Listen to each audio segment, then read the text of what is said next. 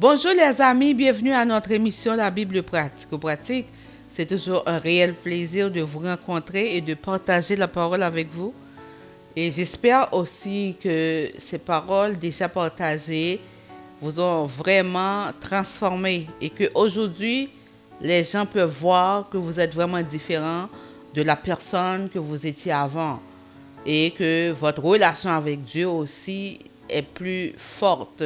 Donc il y a une meilleure relation avec Dieu, que vous découvrez actuellement la bonté et l'amour de Dieu. Cette bonté, cette fidélité et cet amour qui a été manifesté à la croix en son Fils Jésus-Christ.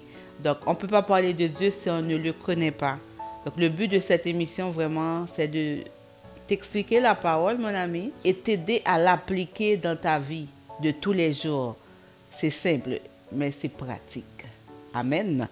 Donc aujourd'hui, j'ai une question pour toi, toi qui m'écoutes. Sais-tu pourquoi tu vois cela?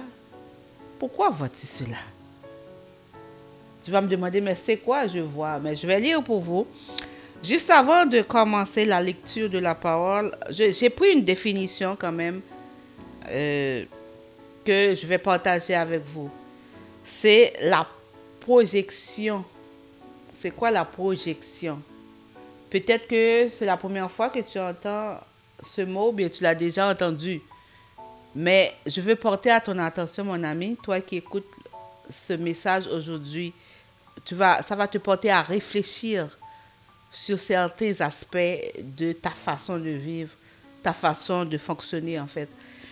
La projection, c'est un mécanisme de défense psychologique inconscient où une personne attribue ses propres sentiments, désirs ou craintes inacceptables à quelqu'un d'autre. Elle se manifeste souvent par des accusations infondées, la personne projetant sa propre culpabilité ou hostilité sur autrui. Je vais lire pour vous maintenant. Qu'est-ce que la parole de Dieu dit? Dans Matthieu 6, versets 22 et 23, l'œil est la lampe du corps. Si ton œil est en bon état, tout ton corps sera éclairé. Mais si ton œil est en mauvais état, tout ton corps sera dans les ténèbres. Si donc la lumière qui est en toi est ténèbres, combien seront grandes ces ténèbres? Donc, pourquoi je le dis? Parce que pour parler, tu parles à partir de ce que tu vois ou bien à partir de ce que tu entends. Donc, tu vois quelque chose et puis ça te pousse à réfléchir et à parler. Et quand j'avais parlé de la définition de la projection au début, souvent on parle, mais on parle de nous-mêmes, de soi-même, mais on le projette sur d'autres personnes. Donc, on voit que ça vient quand même de l'âme. Tout dépend de l'état de ton âme. C'est comme ça que tu vois les autres. Donc, tu vois les autres à travers ton âme. Si ton âme est blessée, si ton âme est malade, tu vas jamais voir des bonnes choses dans les autres personnes. Tu vas toujours avoir quelque chose à critiquer, quelque chose qui n'est jamais correct. Tu vas jamais apprécier ce qu'il y a dans l'autre. Même les vertus que l'autre a, les qualités de l'autre, au lieu d'aimer, d'apprécier, tu vas devenir jaloux ou jalouse de ces choses. Mais tout ça vient à cause de ton âme. Ton œil ne peut pas voir ce qui est bon parce que ton âme est malade. C'est ça que ça veut dire. Donc, je vais lire aussi dans Matthieu 7, versets 3 à 5. Pourquoi vois-tu la paille qui est dans l'œil de ton frère et n'aperçois pas la poutre qui est dans ton œil? Quand on parle de poutre, c'est un poteau, là. C'est pas une paille. Donc, ou comment peux-tu dire à ton frère, laisse-moi ôter une paille de ton œil, toi qui as une poutre dans le tien? Dans le verset 5, hypocrite, ôte premièrement la poutre de ton œil, et alors tu verras comment ôter la paille de l'œil de ton frère. Donc, souvent quand je fais cette émission, je vous parle que moi, je cherche la grâce de Dieu, je ne suis pas parfaite, mais c'est de t'aider à t'améliorer, tout comme moi, je fais l'effort pour m'améliorer à chaque jour. Mais il y a des gens qui vont toujours voir les défauts des autres, jamais les qualités. Alors que ces gens qui voient les défauts des autres ont plein de choses à régler en eux-mêmes. Mais au lieu de se voir de l'intérieur, ils préfèrent voir l'autre. Ils préfèrent voir les défauts de l'autre. Donc, en parlant de l'autre, donc ça empêche les gens de la voir. C'est comme si elle veut cacher ce qu'elle est à travers l'autre. Donc, elle voit gros ce qu'il y a dans l'autre, elle voit les défauts de l'autre, mais pour elle, elle pense qu'elle est correcte. Alors que ce qu'elle voit dans l'autre, c'est juste une paille, mais elle a une poutre qu'elle ne voit pas, et c'est cette poutre qui obstrue sa vision, qui fait qu'elle ne peut pas voir qu'est-ce qu'elle a en elle. Mon ami, si tu es porté toujours à parler de l'autre et l'autre, sans te voir toi, tu es toujours offensé par l'autre, c'est le temps aujourd'hui de te regarder toi-même. Qu'est-ce que tu as en toi aussi qui peut déranger les autres? Qu'est-ce que tu as en toi aussi qui peut faire du mal aux autres au lieu de voir que les autres?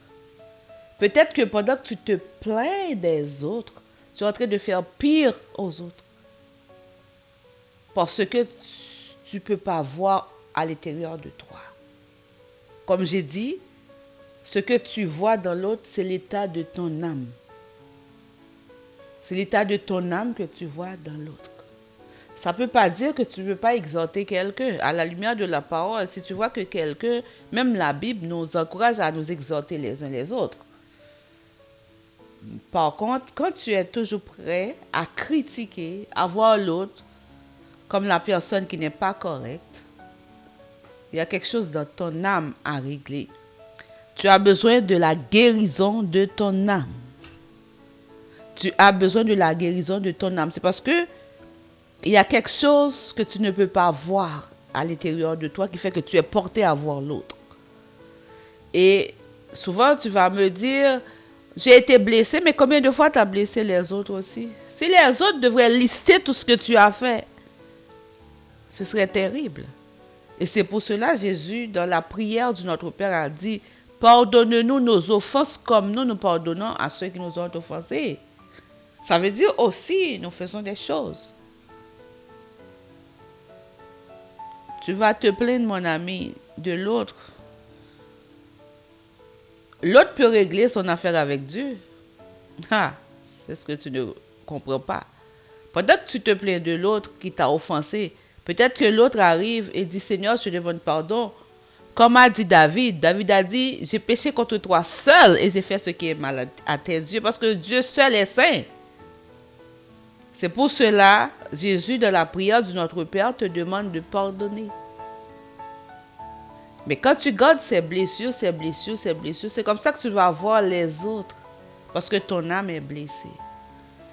Je vais te dire, mon ami, Jésus est le médecin de l'âme.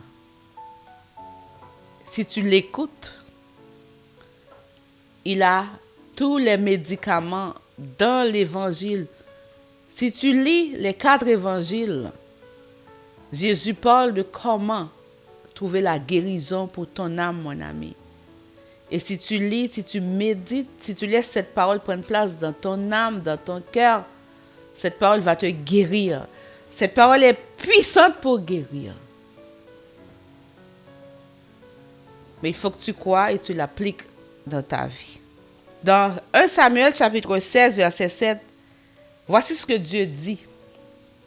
Et ceci, c'est une parole qui a aussi un impact pour la vie d'aujourd'hui et pour la vie de toujours. Parce que souvent, nous, en tant que personnes, on est attirés par les gens qui sont bien habillés, qui sont très intellectuels. On a tendance à mépriser ceux qui sont démunis ou faibles, ceux qui n'ont pas toute la capacité. Mais voici ce que Dieu a dit. Ne prends point garde à son apparence et à la hauteur de sa taille, car je l'ai rejeté. L'Éternel ne considère pas ce que l'homme considère. L'homme regarde à ce qui frappe les yeux, mais l'Éternel regarde au cœur. L'Éternel regarde au cœur. Mais nous, on a tendance à regarder sur l'apparence et à traiter les gens selon leur apparence. Mais ce n'est pas comme ça que Dieu voit les choses. Aujourd'hui, mon ami, pourquoi tu vois cela? Si tu vois que tu es toujours porté à voir que de mauvaises choses dans la vie des gens, c'est parce que ton âme est blessée. C'est parce que ton âme est malade. Le jour que ton âme va être guérie, tu vas apprécier les autres, tu vas apprécier leurs talents, tu vas les aimer. Mais tu ne vas pas être là pour les critiquer parce qu'à la base, l'âme blessée devient jalouse. L'âme blessée devient envieuse et ne va jamais apprécier les bonnes choses qui sont dans les autres. On va toujours voir quelque chose de mal parce qu'on n'est pas bien en nous-mêmes. On ne peut pas donner ce qu'on n'a pas. On donne ce qu'on a. Donc c'est pour cela, si c'est ton cas, mon ami, tu vois toujours que de mauvaises choses dans la vie des autres, sans prendre le temps de te voir toi-même afin d'aller chercher la guérison de ton âme, c'est parce que ton œil ne voit pas bien. Et pour voir bien, ça prend que ton âme soit éclairée et soit guérie. Si tel est ton cas, viens vers Jésus. Il est le médecin de l'âme qui peut te guérir. Et en te guérissant, tu vas voir les autres comme étant des créatures que Dieu a formées, des créatures qui ressemblent à Dieu.